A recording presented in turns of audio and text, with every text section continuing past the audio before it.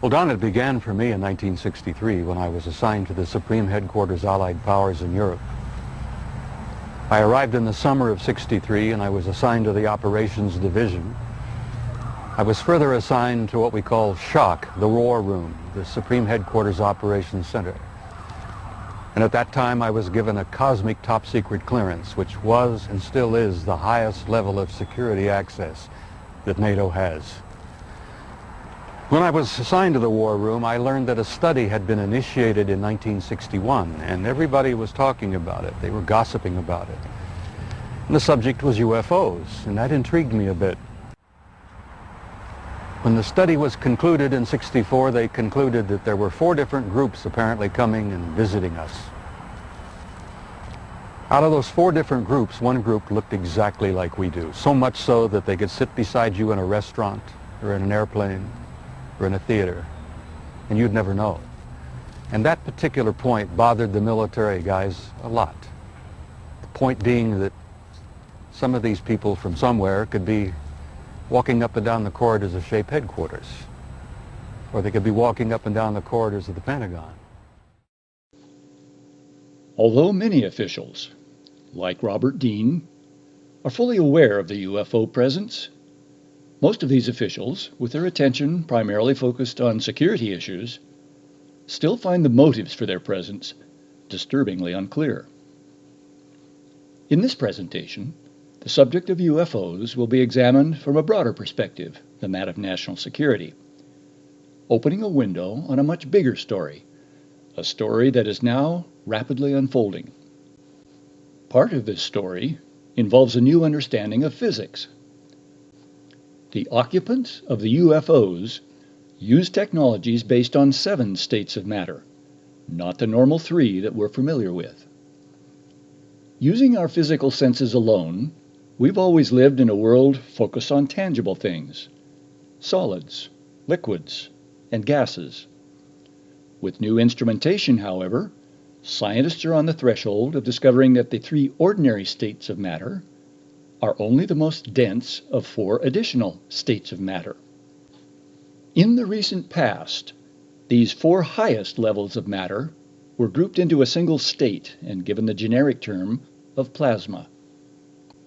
The ETs and their craft are composed of the 2 highest or most tenuous states of matter, matter which is subatomic in nature and normally transparent to the visible light spectrum. This unique structure gives the UFOs their elusive, now you see them, now you don't quality. This makes them an easy target for skeptics, and has also given rise to speculation that these visitors are from other dimensions.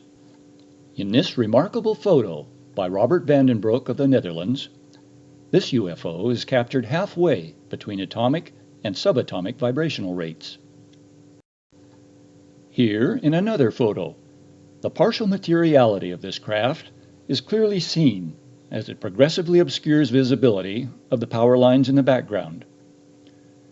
This quality of intermittent visibility can be seen again in this 8mm film footage taken by Edward Meyer of Switzerland.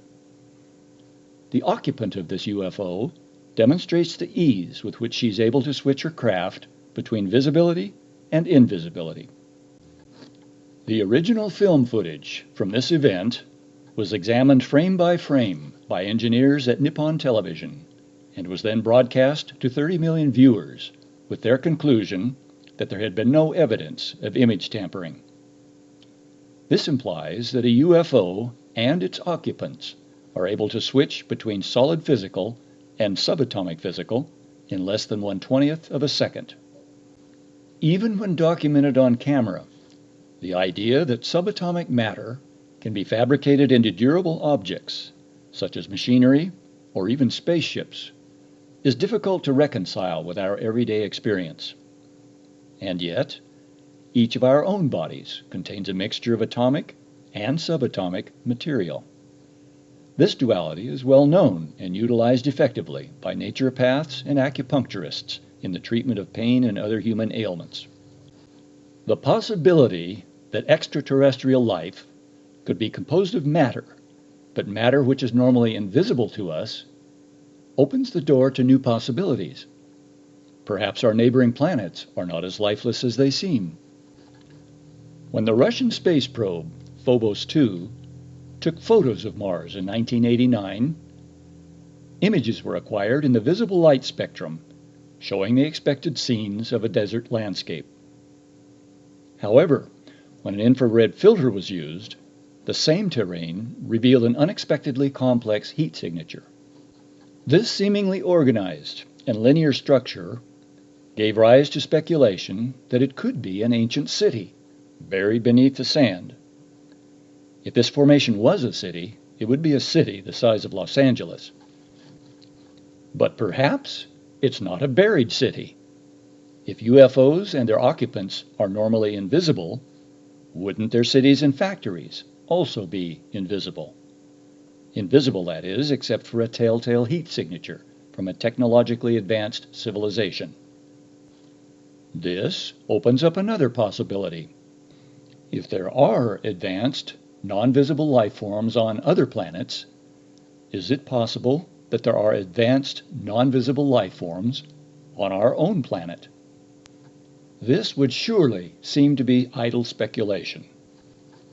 And yet, there is a vast body of human literature and art devoted to this very subject. According to this literature, there are advanced entities, human in form, living in remote areas of our world. These beings, it is written, have organized themselves into two great spiritual centers. These two centers are related to a third, the third being quite visible and quite ordinary from our point of view. This center is humanity itself. Suddenly, the spiritual mission of the ETs can be brought into clear focus. The ETs are part of a universal stream of consciousness, a consciousness that animates all life, one single stream of consciousness, acting through myriad forms, driving an endless parade of evolution. The evolution of form, of course, but even more important, the evolution of consciousness. Seen from this perspective, the purpose of life, all life, is the evolution of consciousness itself. It follows, then, that the ET's mission is our own mission. The specific task the occupants of these craft have taken up is to help their earthly brothers and sisters through a very difficult period in the evolution of humanity. What form, then, might this help take? First of all, they are able to use advanced technology to locate and neutralize much of the radioactive waste which we are constantly leaking into our biosphere. Were it not for this help, we would already be facing an existential crisis. Our engineers, working from available science, are unaware that there are emanations from nuclear reactors and spent fuel rods that cannot be detected by current instrumentation, nor can they be contained by dense physical materials such as lead, steel, and concrete. Although currently undetectable, these emanations are highly toxic to our subatomic structure. This is already causing the gradual weakening of the human immune system worldwide. Left unchecked, this would eventually result in our vanishing as a viable species. Since energy, derived from nuclear fission, can never provide a safe source of energy for us, our ET brothers and sisters have been laying down an elaborate replica of Earth's magnetic field in subatomic material. This will eventually be used to distribute a safe form of solar energy to any point on the globe in any quantity needed. Although always busy with these and other activities, our neighbors remain alert to external dangers as well, detecting and neutralizing killer asteroids such as the one which recently struck Russia. During this event, a Russian car cam recorded a UFO overtaking the asteroid and fragmenting it. In all these ways, and many others, Our interplanetary neighbors are working to buy us time. Time to prepare for a major planetary event. The third spiritual center, that is to say humanity, and the spiritual center directly above us, Earth's spiritual hierarchy, are entering an evolutionary period in which a fusion or merger of the two centers will occur. This has never happened before in Earth's history. In preparation for this event, members of Earth's spiritual hierarchy have already begun emerging from their mountain and desert retreats, taking up positions in or near several of our major cities. They have now positioned and prepared themselves to begin full public activity in the everyday world. For those unfamiliar with the phrase Earth's spiritual hierarchy, our planet has always produced a small number of spiritual graduates, human beings who, through tireless effort, have freed themselves from the influence of matter. Most of these graduates eventually move on to advanced work in other systems, such as the Sirius star system. Some, however, choose to remain behind, helping their younger siblings master the labyrinth of material energies through which all life must eventually pass on the long journey of evolution. Although numbering less than 100 individuals, they have borne the responsibility for spiritually nurturing us over countless millennia. This responsibility must now be passed to a new generation of graduates drawn from the ranks of present-day humanity. We, who are alive today, will be participants in this great event. As the members of the spiritual hierarchy emerge into public life, some will be recognized as those of great spiritual teachers from the past. This should not surprise us. The surprise will come when we discover how warm and approachable they are compared to their traditional representation. Earth's spiritual hierarchy and our interplanetary neighbors have been working together now for many years, gradually preparing humanity for this historic event. One of the creative ways they've developed to catch our attention has been to impress beautiful images in living grain fields. This process takes place in mere seconds, leaving the crops alive and the food undamaged. These artistic designs have now become the familiar images we call crop circles, and have been found on all continents except Antarctica.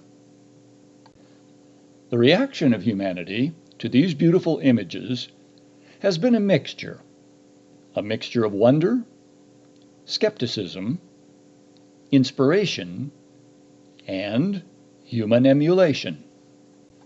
Dedicated human circle makers claim to experience a paranormal interaction with each other and with a higher form of consciousness through the act of creating designs of their own, designs which take many hours of arduous work to complete. New activities designed to accelerate human outreach are now moving into a new phase. Our neighbors have constructed 4 huge spaceships, which have been deliberately designed to be visible day or night. By using 4 ships, they are able to cover every quadrant on Earth. YouTube videos of these objects are already beginning to accumulate.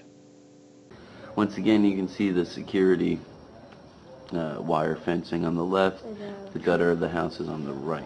Same image, obviously glowing a lot brighter with the Magic Pixel Zoomy Zoom program for UFOs we have.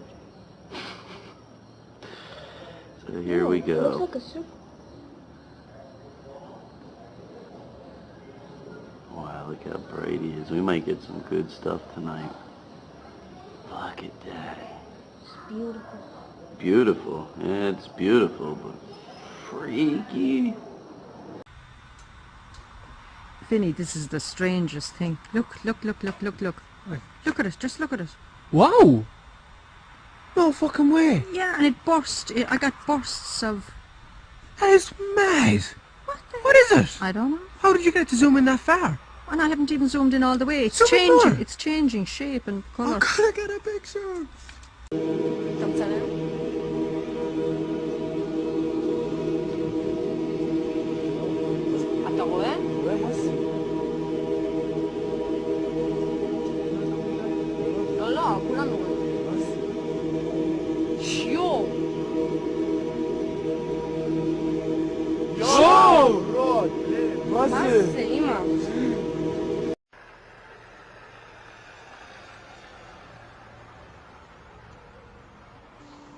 In this playful, advance and hesitate interaction, humanity is gently being invited into an expanded awareness of cosmos.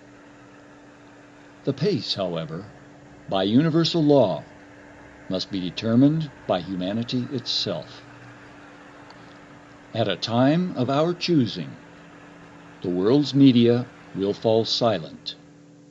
A single human form will be seen. A window will open in the mind of humanity, providing a glimpse into a vast panorama of lost history that has, over eons, brought mankind to this day. A vision will be seen of two possible futures. One, if we choose to remain divided and competitive. Another, if we choose brotherhood and cooperation. But before making this choice, we will be given a brief but unforgettable experience. The experience of unconditional love. Then, in the sanctity of our own hearts, we will each, solemnly and singularly alone, register our response to this momentous choice. A choice that will quite literally determine the fate of the world.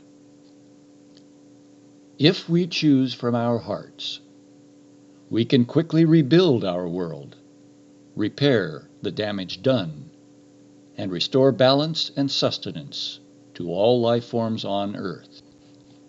Our lives will never be the same again. This day will be known as Declaration Day and will become a world holiday, marking the beginning of a new cycle, a time when spiritual giants live again among us as they did so long ago. The emergence into everyday life of these great exemplars will quickly bring about a re-evaluation of how far we have come and how far yet we must go in achieving full human potential. Each new day we will see, walking among us, the gods that we can become. Thus inspired and released at last from human-created scarcity and human-created drudgery, a renaissance unmatched in human history will begin. When this cycle commences, it would be fitting to remember and regard with heartfelt gratitude the love and assistance extended to us by our interplanetary brothers and sisters. The truth, Don, apparently is simply this, that we're not alone, we've never been alone. We are apparently part of an infinite universe filled with intelligent life. If in some small way I can help people get prepared for this, because I believe that this reality, once we have accepted it and understood it and gone beyond the fear, will bring about an expansion of consciousness in the human race that will truly help us and prepare us to go out there and take our rightful place in that infinite community of life.